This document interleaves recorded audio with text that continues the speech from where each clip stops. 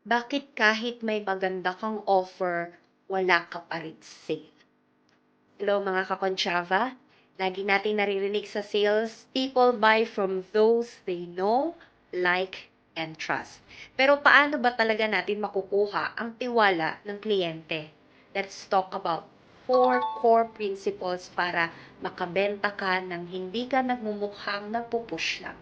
Una, familiarity. Ang paulit-ulit na exposure builds connection. Kung hindi ka kilala, hindi ka pagbibigyan.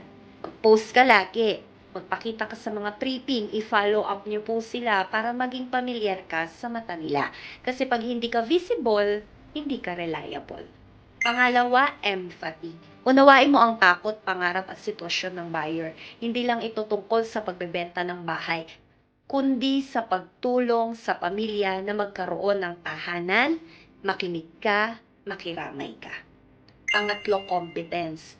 Alam mo ba yung produkto mo? Kaya mo bang sagutin yung mga tanong nila ng may confidence?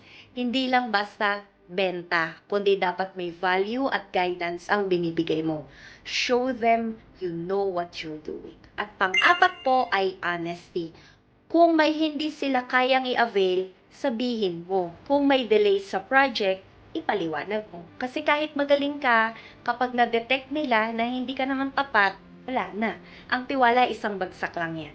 Kapag pamilyar ka, nakikiramay ka, may alam ka, at totoo ka, hindi mo kailangang mangulit. Lalapit sila sa'yo dahil alam nilang ikaw ang makakatulong sa kanila. Gusto mong malaman paano mo ma-apply ito sa mismong sales strategy mo? Tara po, usap po tayo mga kakonsyava.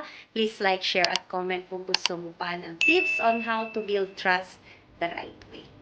This is Miss Natalie Concha of VS Concha Realty. Lagi tandaan, real estate is for everyone. Let's learn and grow together.